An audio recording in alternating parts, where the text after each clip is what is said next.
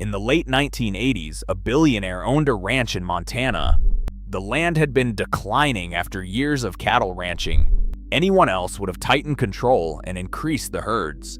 Instead, he made a decision that many ranchers called madness. He began tearing down fences and bringing in dozens of bison. Rather than managing every acre, he simply stepped back and let nature work on its own. His name was Ted Turner. A decade later, the consequences of his decision had spread far beyond a single ranch. Bison had spread across millions of acres in 6 states. Their numbers had grown to 45,000 head, and lands considered exhausted for decades had begun recovering on their own. But the greatest surprise was still to come. Flying D Ranch, Montana, autumn 1989. Turner stood to the side and watched. He had been waiting for this moment for 30 years. His first bison had come into his life back in 1976 on a small farm in Florida.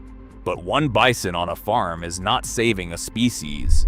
For that he needed Montana, the land where bison had lived in their millions and where none had roamed for 100 years. At 51, he bought it. He was the founder of CNN, the man who had changed world television. The only thing he cared about right now was what the animals were doing on the other side of that fence. The gates opened. Ranch manager Russ Miller recalls that the bison stood motionless at first. Most of them had come from government pens and had never seen an open horizon. They were born behind fences, raised behind fences. The entire prior history of their species, 60 million animals moving as a single organism across a continent, lived somewhere in their memory, but had never had anywhere to go. A few minutes of silence. Then the herd moved. Turner simply watched as the land between the Gallatin and the Madison took back what had been taken from it 100 years before. And even then he understood that there would be no stopping. Flying D. Ranch in 1989 looked like most Montana ranches. A flat carpet of a single type of grass, compacted soil, silted rivers, land that gave less and less with each passing year, but nobody understood why. The answer was simple, and it was 100 years old. Before the 1860s, the Great Plains were home to 60 million bison, the architects of an ecosystem. Bison hooves broke up the surface layer of soil, creating microcavities where water could penetrate. Rolling on the ground, they carved out depressions, wallows, that after rain became temporary pools where insects, frogs, and aquatic plants came to life. Grazing unevenly, they left patches of varying height, and in that variation, dozens of bird species made their homes. Seeds caught in their thick coats and traveled tens of kilometers. The bison seeded the steppe with its own body. Over 20 years, between 1860 and 1880, all of that was destroyed. The herds were nearly wiped out entirely. In 1886, a National Museum expedition arrived in Montana and found that fewer than 1,000 wild bison remained across all of North America. From 60 million, the steppe remained, but everything that had made it alive was gone. A monoculture of grasses instead of a mosaic, compacted soil instead of fertility, silence instead of migration. Flying D was an exact replica of that simplification. The morning after the gates opened, bison tracks led east. They were already exploring. In the first weeks, the animals spread across all 113,000 acres, selectively. Some areas they trampled, others they avoided. Where they grazed, they left bare earth and dung. Where they rolled, they dug hollows. Turner watched and did not yet know he was watching something nobody had seen here for 100 years. The first results did not appear immediately. But the following spring, researchers began noticing things they initially had no explanation for. A cow grazes uniformly. It eats everything in its path, cutting grass in an even front down to the root, compacting soil with the same weight step after step. Year after year, a monocultural carpet with no variety whatsoever. A bison grazes differently. It moves across large areas, does not consume everything in reach, leaves patches untouched, and returns months later when the grass has grown back. Uneven grazing creates variation in height. Variation in height means dozens of microhabitats where different species can live. And there was something else discovered only in retrospect. In the spring after the first season at Flying D, researchers noticed something strange. In certain areas of the steppe, there was standing water. Small depressions full after rain. Insects were already floating in them. Birds had settled on their edges. Frogs appeared that had not been seen in the area for years. The bison had done this. They had built ponds and reshaped the terrain. A ton of living weight rolling in the dust hundreds of times a season carves a depression up to 1 meter deep, a natural water collecting bowl. The human eye sees damaged land. Ecologists saw something else, a mechanism the steppe had lacked for 100 years, and without which it had been slowly dying. A study published in PNAS recorded the result. Grasslands where bison were reintroduced showed a doubling of plant diversity over 29 years, and that diversity held even through the most severe droughts. At Flying D, a chain reaction began within the first years. Where grass recovered, prairie dogs returned, animals that traditional ranchers had been exterminating as pests. Where prairie dogs appeared, burrowing owls and foxes followed. Bison, wolves, and grizzly bears began moving again across the land between the Gallatin and the Madison. Flying D had become something that had not existed in Montana for 100 years, a functioning ecosystem where predators and prey lived together without human management. The first thing Turner did at Flying D was take down fences. Almost all of the interior fencing across 113,000 acres was removed so the land could breathe as a single unbroken expanse. Then he removed the cattle, then the haying equipment and the irrigation infrastructure. He hired ecologists and biologists instead of agronomists. Local ranchers could not believe it. Cattle were Montana, an identity, and this man from Atlanta had simply taken the cattle out. People said he hates cows. In reality, he was simply doing different arithmetic. Turner's response was straightforward. Bison graze better on this land, do not degrade the soil the same way, and produce meat that is healthier for people. The idea he was putting into practice had no clear name in American agriculture in 1989.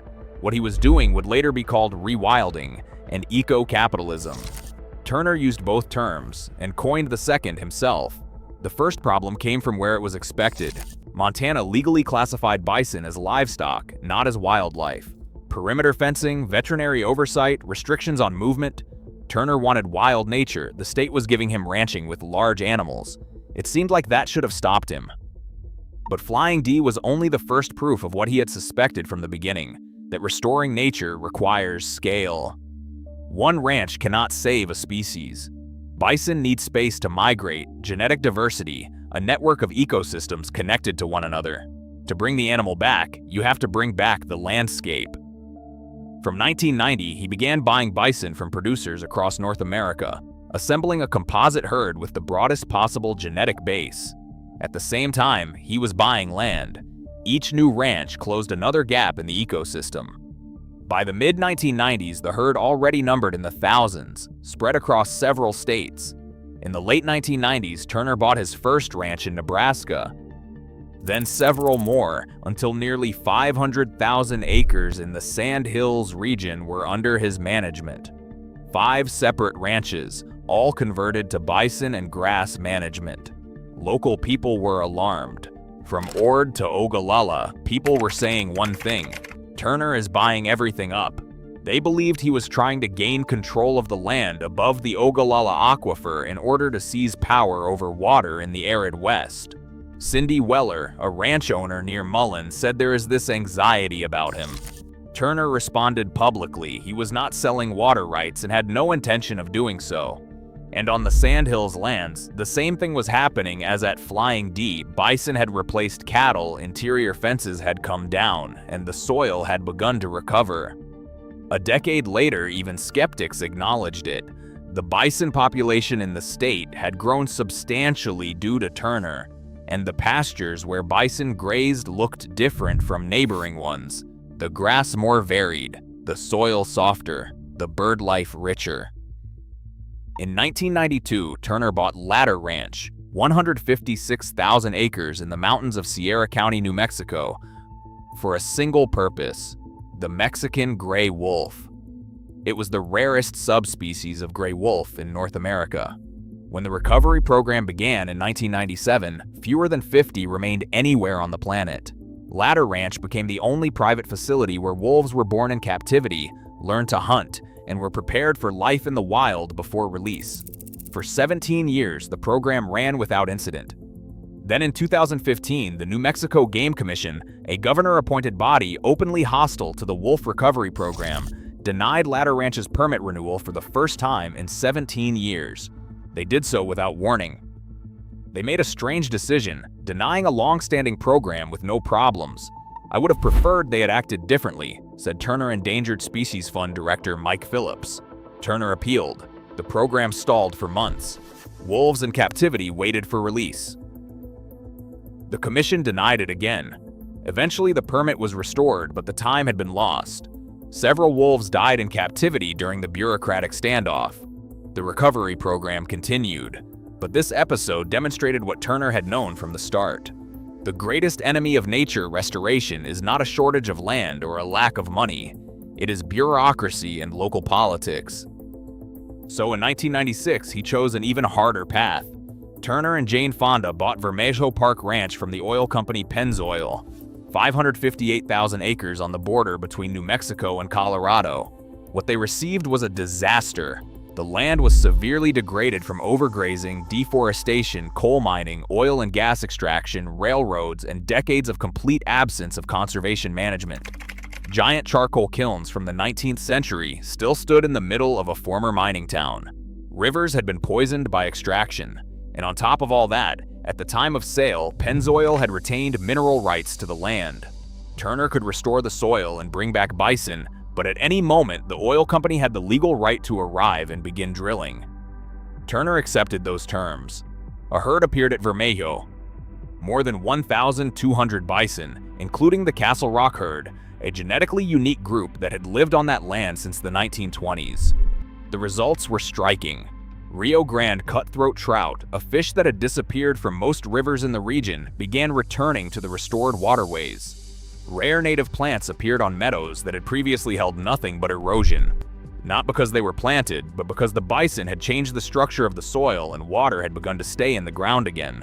The progression of the herd reflected the scale of the vision. By the mid-2000s, the network spanned 13 ranches in 6 states. At Flying D, 4,500 bison on that ranch alone. At Vermejo, more than 1,200. The rest were distributed across Nebraska, Kansas, South Dakota, and other Montana ranches. At its peak, more than 50,000 bison on 16 ranches in 6 states. The largest private herd in the world. 1/10 of all bison in North America, in the hands of one man. In 2002, Turner opened the Ted's Montana Grill restaurant chain. The idea seemed absurd. Americans ate beef. Bison was an exotic item for tourists. Turner's answer was purely economic. Bison cannot compete with cattle as an idea, but it can as a product, if there is a market. The restaurant created a market. The market gave other ranchers an incentive to raise bison. More ranchers with bison meant a broader gene pool, a more resilient population, more land where bison replaced cattle. By making bison a commodity, he encouraged people to go into bison ranching, which dramatically expanded the gene pool and made the population extraordinarily healthy, said chain co-founder George McCarrow. He was criticized. People said you could not simultaneously save an animal and sell its meat. Turner's reply: if bison have no economic value, they will disappear. If they do, they will survive. Today, the chain has 37 restaurants in 14 states. But a different number matters more. The total bison population of North America has grown from fewer than 1,000 in 1889 to approximately 500,000 today. 1/10 of those are Turner's herd. A significant share of the rest are ranchers inspired by his example who needed a market to sell into. Then in 2007, brucellosis broke out in Yellowstone, a disease that bison could theoretically transmit to cattle on neighboring ranches. Animals that crossed outside park boundaries were subject to shooting. In 2008, more than 1,400 animals died that way in a single season. Federal agencies launched a quarantine program, trapping bison, holding them in pens in Paradise Valley in southern Montana, and testing them for the disease for years. Up to $250,000 per year was spent on their upkeep. The Fort Belknap and Fort Peck reservations asked for the animals to be transferred to them, and were refused. The bison sat in pens and waited. In 2009, Turner intervened. He took 88 animals to Flying D, onto a separate section along the Madison River.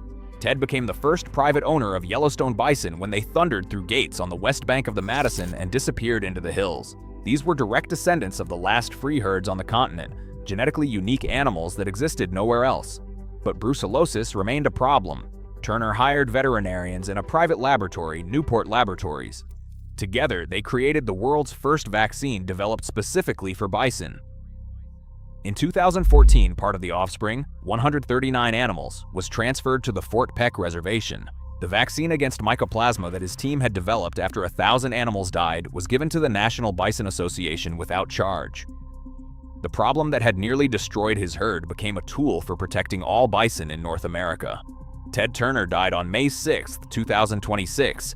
He was 87, but Flying D Ranch between the Gallatin and the Madison, the land he bought exhausted in 1989, is alive.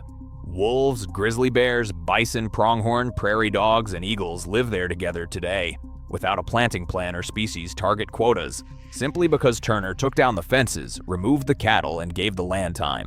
The pronghorn returned, the fastest land mammal in the New World. It runs at up to 90 kilometers per hour, a speed no current predator in its range requires it to reach. That speed was preserved against predators that went extinct here 10,000 years ago. The pronghorn is still running from ghosts, and the fact that it runs means the evolutionary memory of this land is intact. The total bison population of North America stands at approximately 500,000. The Turner Endangered Species Fund continues its work with the black-footed ferret, the Mexican gray wolf, the Bolson tortoise, and the Rio Grande cutthroat trout. The Turner Institute of Eco-Agriculture, the organization to which he transferred his lands so they would not be sold off after his death, has a single purpose: to ensure that what Turner began does not stop with him.